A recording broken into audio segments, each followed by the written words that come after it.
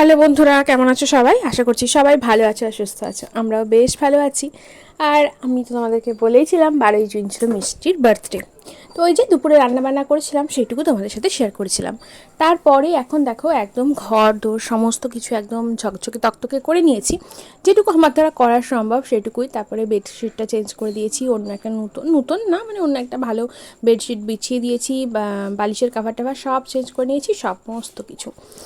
আর এখানে হচ্ছে বাসনগুলো সব উপর করে রেখেছিলাম, এখন এগুলো জল ঝরে শুকিয়ে গেছে, এগুলো এখন নিয়ে এসে রেখেছি। আর এই দেখো এদিকে পায়েসটা এরকমভাবে জলের ওপর রেখে ঝুড়ি চাপা দিয়ে রেখেছি, যা গরম মানে যাতে খারাপ না হয়ে যায়। তো এখন বাসনগুলোকে গুছিয়ে একদম তাকে তুলে দেবো। আর আমি তো সমস্ত গুছিয়ে গাছিয়ে ঘর দোর মুছে টুছে একদম গাটা ধুয়ে এসে এই নতুন নাইটিটা পরেছিলাম, তো এখন মনে হচ্ছে এটাও যেন ভিজে গেল। আসলে বলো, বাচ্চার সাথে সাথে কিন্তু মা হিসেবে আমারও জন্মদিন, তাই না? তো যাই হোক, সমস্ত গোছ কাজ করে আমরা একটুখানি বসে টসে ছিলাম। মিষ্টিকেও একটু রেডি করে দিয়েছিলাম, একটা নতুন জামা পরিয়ে দিয়েছিলাম, আবার যেটা যেটা পরে ভাত খেয়েছিল সেটাও নতুনই ছিল, তো এটা আরেকটা নতুন জামা ওকে পরিয়ে দিলাম। তো সন্ধেবেলাতে এখন মিষ্টির দাদু ঠাম্মি, তারপর আমার কাকুর মেয়েরা, আমার মাসির মেয়ে সবাই চলে এসেছে, তারপর দাসবাবুও চলে এসেছে, এদিকে আমার বান্ধবী অর্পিতার মেয়ে টুইগি, সবাই হাজির। তো এইদিকে শুধুমাত্র বেলুন সাজানো হচ্ছে, এখন বেলুনগুলো সাজানো হলেই মিষ্টি হচ্ছে জন্মদিনের কেক কাটবে। কেকও নিয়ে চলে এসেছে, আমার বোন গেছিলো আর মিস্টার দাস গেছিলো, দুইজন মিলে কেক পছন্দ করে নিয়ে চলে এসেছে। আর মানে কি বলবো, মানে গরম তো বুঝতেই পারছো, সে মারাত্মক মারাত্মক গরম, থাকা যাচ্ছে না। তো সে এখন মিষ্টিকে দেখো চোখ ধরে আনা হচ্ছে, আসলে ওরই দাবি ছিল যে আমাকে চোখ ধরে ঘরে নিয়ে আসো। ও আসলে ফোনে ভিডিও টিডিওতে দেখে, শর্টসগুলোতে যেরকম চোখ ধরে নিয়ে আসে সেটা দেখে ওর শখ হয়েছে, তো সেরকমই ওকে নিয়ে আসা হচ্ছে। আর আমরা এখানে সারপ্রাইজ বলবো সেটাও আমাদেরকে ও বলে দিয়েছে, নিজেই বেলুন সাজিয়ে নিজেই আবার বলে দিয়েছে যে চোখ ধরে ঘরে এনে সারপ্রাইজ বলতে হবে। তো ঠিক আছে, যার জন্মদিন তার ইচ্ছেতেই সমস্ত কিছু হলো। আর এই তো কেকটা চলে এসেছে, কেকটা দেখো এক পাশটা একটুখানি আমার হাত লেগে একটুখানি মানে হয়ে গেছে।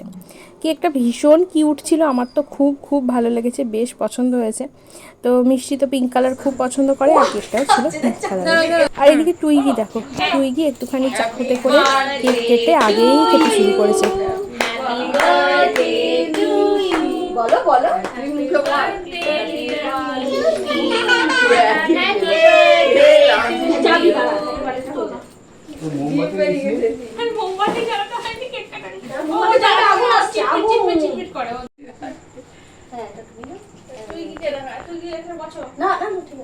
বলো আমি মায়ের কাছে থাকি বাবা, মশা আসবে। 09 হ্যাপি বার্থডে বলো দিদিকে, তুমি আগে একটু বলো দিদি হ্যাপি বার্থডে। আমি তোমাকে একটু খাই।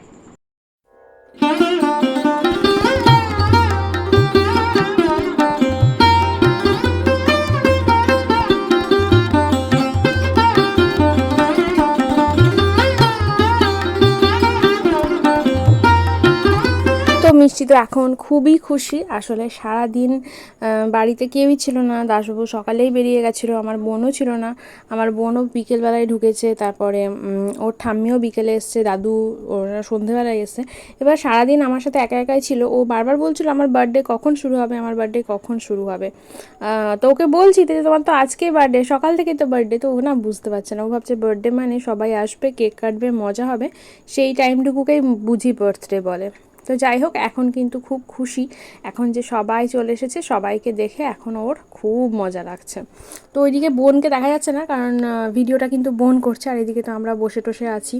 আর জানো তো, আমার বান্ধবী আমাকে একটা গিফট দিয়েছে, আমাকে একটা কুর্তি দিয়েছে ও। আর রাতে ছিল হচ্ছে এই দই বড়া, সবার জন্য আমি 1 প্লেট করে দই বড়া বলে দিয়েছিলাম, 1 প্লেটে 2টো করে থাকে, তো এইটা ছিল সবার খাবার। কারণ ষষ্ঠীর দিন বুঝতেই পারছো, কেউ তো কিছু খাবে না, সবই নিরামিষ নিরামিষ, ওই জন্য একদম দই বড়া বলে দিয়েছি। আর কেক খেয়েছিল সবাই, এইটুকুই। তবে আমি আর বেশি কিছু রাতে খাবার ব্যবস্থা করিনি, আর একটু করে পায়েস দিয়েছিলাম। এটা হচ্ছে আবার পরের দিন, মানে 13 তারিখে দুপুরবেলা। সকাল থেকে সেরকম কিছু ভিডিও শ্যুট করিনি, রাতের দিকে ওই খালি পেটে ছিলাম ষষ্ঠী করে, দই বড়াটা খেয়ে একটু অ্যাসিডিটির মতো হয়েছিল, শরীরটা খারাপ ছিল, সকাল থেকে উঠে সেরকম ওই জন্য ভিডিও করিনি, একটুখানি মানে জলমুড়ি খেয়েছিলাম শুধু সারা সকাল। তারপরে ওষুধও খেয়েছি, স্নান টান করেছি একটু ভালো করে। তারপরে এখন আমরা চলে এসেছি দুপুরে এই অনুষ্ঠান বাড়িতে। এখানেই দুপুরে আজকে আমাদের খাওয়া দাওয়ার ব্যবস্থা। অ্যাকচুয়ালি যে দাদাটা মানে ক্যাটারিং যে দাদাকে ফুল কন্ট্রাক্ট দেওয়া হয়েছে উনি হচ্ছে বরের পরিচিত। তো উনি বলেছেন যে ঠিক আছে, আজকে আর বাড়িতে রান্নার কোনো রকম ব্যবস্থা করতে হবে না, বাড়ির লোকজন যারা আছে দুপুরে এখানেই যেন খেয়ে নেয়। তো সেই মতো এখানে খেতে চলে এসেছি। বাড়ির লোক বলতে এখানে এসেছি আমি, আমার বাবা মা, দেখালাম তোমাদেরকে, আমি, বাবা মা, মিষ্টি আর আমার শাশুড়ি মা। আমার শ্বশুরমশাই আসেননি, উনি বললেন যে দুপুরে খেতে আসবেন না। আর আমার বোনও আসেনি, বোন বলল এক কাজ করো, আমি আর যাচ্ছি না, টোটো ভাড়াও লাগবে, তুমি টিফিন বক্স নিয়ে যাও, আমার জন্য শুধুমাত্র অল্প করে ভাত আর মাছ পার্সেল নিয়ে চলে আসবে, প্যাক করে নিয়ে চলে আসবে। তো আমিও সেটাই ভাবলাম যে ঠিক আছে। তো চলো একবার দেখিয়ে দিই কী কী খাবার ছিল। ভাত ছিল, একদম সরু চালের ভাত ছিল, বাসমতি টাইপের, লোকাল বাসমতি। তার সাথে ঝুড়ো আলু ভাজা ছিল, চাটনি ছিল, মাছ ছিল, মুড়ি ঘন্ট ছিল, আলু পটলের তরকারি ছিল। আমরা খাওয়া দাওয়া করে এসে বাড়ি এসে একদম খানিক রেস্ট নিয়েছি। তারপর এই তো দেখো আমি রেডি হয়ে গেছি, শুধু শাড়িটা পরা বাকি। আর এখন সেজে গুজে চলে এসেছি একদম অনুষ্ঠান বাড়িতে। তবে হ্যাঁ, তোমাদের জন্য আমি খুব সুন্দরভাবে ভিডিও ভেবেছিলাম করব, কিন্তু করতে পারিনি আসলে। মানে অ্যাজ এ হোস্ট এটাই প্রথম আমাদের সেরম অনুষ্ঠান, সো সব দিক ম্যানেজ করতে পারিনি। আর এখানে আনায়া বুড়ি চলে এসেছে, আমি তো আনায়াকে দেখে ভীষণ খুশি হয়েছি। আনায়া আর এটা হচ্ছে আমাদের জামাই মানে প্রিয়ার বর, প্রিয়া হচ্ছে আমার কাকুর মেয়ে। আর এইদিকে আমাদের বার্থডে গার্ল খুবই বিরক্ত হয়ে আছে, কারণ এখনও অবধি অনুষ্ঠান বাড়িতে আর কেউ আসেনি। আর সবচেয়ে বড় ব্যাপার যেটা, মেয়েটা দুপুরে একটুও ঘুমোয়নি। ওকে না একটু বকাঝকা না দিলে ঘুম পাড়ানো যায় না। তো এবার যেহেতু জন্মদিন, তো বার্থডে দেখে আমি আর বকিনি, আর বকিনি দেখে সে মেয়েও আর ঘুমোয়নি। তো এখন মোটামুটি ওই 7:30 মতো বাজে, আর ওর পেয়ে গেছে ঘুম। সে এখন ঘুমের জন্য মানে ঘ্যান ঘ্যান ঘ্যান ঘ্যান করছে। আর কেউ আসেনি, শুধুমাত্র আমরাই এখন এসে পৌঁছেছি। কেউ বলতে এখনও গেস্টরা আসা শুরু হয়েছিল না, তার একটু পরেই সবাই চলে এলো। এই যে এখানে আছে অনতম কাকু, আর ওই পাশে হচ্ছে সুবল কাকু। তো এই দুজনই হচ্ছে আমাদের কিন্তু গ্রামের। যারা আমার ভিডিও দেখো তারা তো জানো, যদি কেউ নতুন দেখে থাকো তাদের জন্য বলে দিই, এটা হচ্ছে আমার গ্রামের মানে আমার বাবার বাড়ির গ্রামের। তো এই তো ফটো সেশন শুরু হয়ে গেছে। আর আমাদের এখানে স্টলে ছিল হচ্ছে ফুচকা ছিল স্টলে, আর তার সাথে ছিল হচ্ছে কোল্ড ড্রিঙ্কসটা উপরে ছিল। কোল্ড ড্রিঙ্কসের মধ্যে ফ্রুটি, মাজা, স্প্রাইট, থামস আপ এইগুলো ছিল। দাসবাবু কফির জন্য বলছিল, বাট আমি বললাম যে না, এই গরমে আর যাই হোক অন্তত কফি বলো না। তো এই তো এবার গেস্ট আসা একে একে শুরু হয়ে গেছে, সবার ফটো সেশন চলছে, তার মাঝে মাঝে আমি গেস্ট অ্যাটেন্ডও করছি আর অল্প অল্প করে একটুখানি ভিডিও নিচ্ছি। তো এখানে হচ্ছে এটা হচ্ছে বুনুর বেস্ট ফ্রেন্ড, এটা হচ্ছে আর একটা বান্ধবী, বুনুরই বান্ধবী এগুলো। আর ওই পাশে তো আমার বুনু, দেখতেই পাচ্ছ। আর এদিকে তো মিষ্টি ওর বন্ধুদের পাশে বসে ছবি টবি তোলা চলছে। আর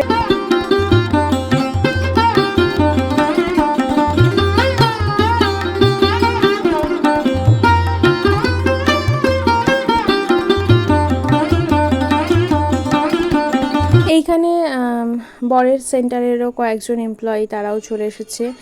আর এটা তো বাচ্চাটাকে দেখছে, ওটা হচ্ছে ওর বান্ধবীর মানে আমার বোনের বান্ধবীর একটা বাচ্চা। আর এদিকে ওপরে এসে দেখছি আনায়া বুড়ি এখানে একটা বেড মতো করা ছিল, সেখানে খুব মজা পেয়েছে, মজাতে খেলা করছে।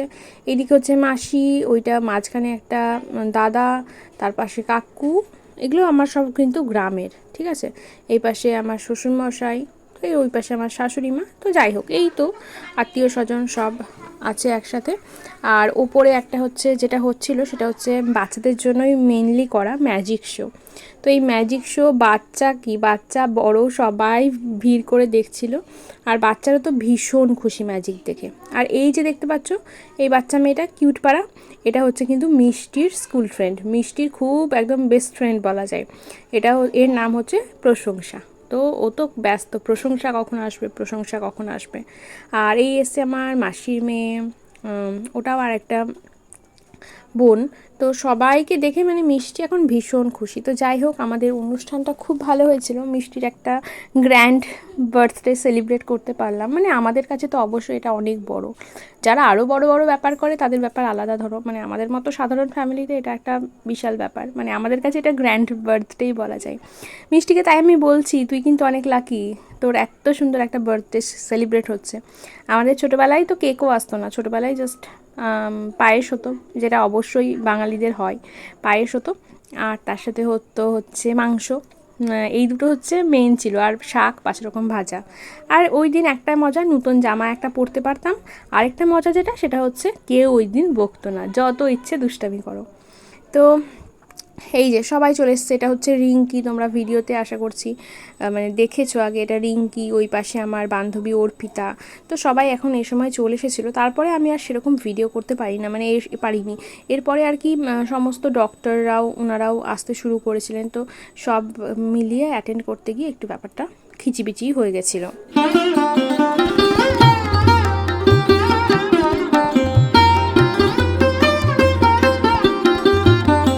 তবে জানো তো একটা জিনিস, আমি আগে ঢুকেই যখন দেখছি ফুচকা বসে গেছে, আমি আগে গিয়েই 5টা ফুচকা খেয়ে নিয়েছি। বাবা এরপরে কাজে কর্মে বিজি হয়ে গেলে যদি আর ফুচকা খেতে না পারি।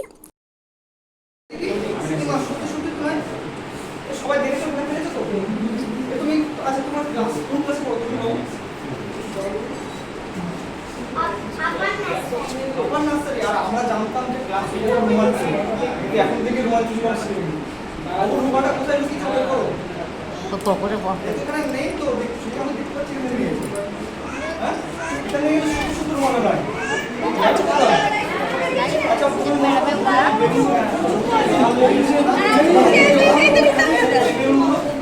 মনে করো বেলুন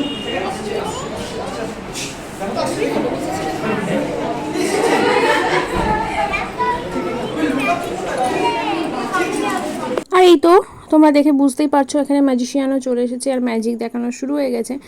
সবচেয়ে ম্যাজিক শোটাই এখানে সবাই এনজয় করেছে, বেশ মোটামুটি ঘন্টা দেড়েক এখানে ম্যাজিক দেখানো হয়েছে। আর মিষ্টি তো কী বলবো, মানে ভীষণ খুশি। সবচেয়ে অদ্ভুত যেটা, সেটা হচ্ছে ম্যাজিক শো শেষ হয়ে যাওয়ার পর মিষ্টি তো কাঁদতেই শুরু করে দিয়েছে যে শো কেন শেষ হয়ে গেল, ও আরও ম্যাজিক দেখতে চায়। তো ওর কান্না দেখে পরে এই ম্যাজিশিয়ান ভাইটা মিষ্টিকে আবার একবার ম্যাজিক দেখিয়েছে।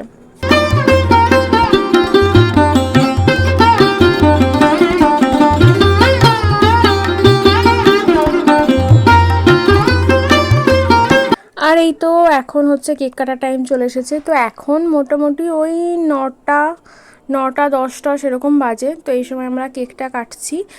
আর মানে এত গরম লাগছিল যে কি বলবো, এই নতুন শাড়ি টাড়ি পরে ভীষণ গরম লাগছিল। আচ্ছা, আমি এই শাড়িটাই কিনেছিলাম স্পেশালি মিষ্টির বার্থডের জন্য। যেহেতু আমরা অন্নপ্রাশন করতে পারিনি, তখনই আমরা ভেবে রেখেছিলাম যে মিষ্টির জন্মদিনটা, মানে 5 বছরের জন্মদিনটা, তাহলে আমরা একটু ভালোভাবে সেলিব্রেট করব। যাই হোক, ঠাকুরের কৃপায়, বাবা মায়ের আশীর্বাদে সব মিলিয়ে করতে পেরেছি, বরের পরিশ্রমে সব মিলিয়ে করতে পেরেছি। এটাই অনেক বড় ব্যাপার। এর জন্য ভগবানকে অনেক অনেক অনেক ধন্যবাদ, অসংখ্য মানে শতকোটি প্রণাম, শতকোটি ধন্যবাদ। আর এই শাড়িটা নিয়ে কী হয়েছিল শোনো, একবার তো মনই খারাপ হয়ে গেছিলো, ভাবলাম যে শাড়িটা পরতেই পারবো না, কারণ শাড়িটা যেখানে ফলস পিকো করতে দেওয়া ছিল সেই দোকানটা দেখি হঠাৎ করে বন্ধ। কারণ সে তার আজকে রেজিস্ট্রি ছিল, বা তারপর সেটা বোনের পরিচিত দোকান ছিল। বোন পরে অনেক রিকোয়েস্ট করার পর সে যাই হোক ফাইনালি আমার শাড়ি ব্লাউজটা দিয়ে দিয়েছে, যার জন্য পরতে পেরেছি। না হলে আমার বান্ধবী আমাকে শাড়ি দিয়েছিল, বলেছিল তাহলে আমার শাড়িই পরিস একটা। তো যাই হোক ফাইনালি যে এই শাড়িটাই পরতে পেরেছি, সে যে দিয়েছে তাকেও অনেক অনেক ধন্যবাদ, যে সেও আমার মানে দিনটা স্পয়েল হতে দেয়নি। শাড়িটা স্পেশালি ওই জন্যই কিনেছিলাম, তো আমার খুব মন খারাপ হয়ে যেত না পরতে পারলে। তো তোমরা কিন্তু কমেন্ট করে জানিও যে আমার শাড়িটা কেমন হয়েছে আর আমাকে কেমন লাগছে। তো মোটামুটি সবাই কিন্তু এসেছিল, আমার আত্মীয়দের মধ্যে আমার কাকিমারা বলতে আমার সেজ কাকিমা আসতে পারিনি। আর বাকি মোটামুটি আমার মামা মামিমা থেকে শুরু করে মাসি টাসি সবাই এসেছিলো। তবে হ্যাঁ, মেসো আসেনি। আর কম বেশি সবাই এসেছিলো, তবে পাড়ার কয়েকজন আসেনি। আর আর পাড়ারই কয়েকজন আসেনি। আর আমার একটা বান্ধবী সুস্মিতা, যার বাড়ি আমি কিছুদিন আগে গেছিলাম, সে আসতে পারেনি। আর এই আমার মাসি মানে মেসো, তারপর আমার একটা কাকিমা, এই কয়েকজন আসতে পারিনি। তাছাড়া সব বাদে আমরা মোটামুটি যেমন লোক আশা করেছিলাম যে যতটা নিমন্ত্রিত, সেরকমই এসছে। ওই 15-17 জন মানুষ আর কি কম এসেছিল।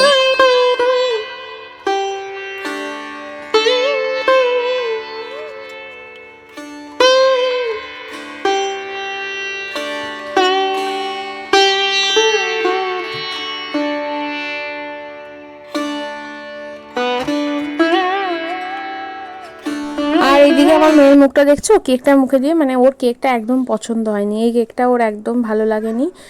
বর অর্ডার দিয়ে এসেছিলো আগে থেকে, কিন্তু মানে না ওর এটা ছিল রসমালাই কেক, তো ওর না কেক পছন্দ হয়েছে, না কেকের টেস্ট পছন্দ হয়েছে, আর না কেকের মানে কেকটা দেখতে পছন্দ হয়েছে।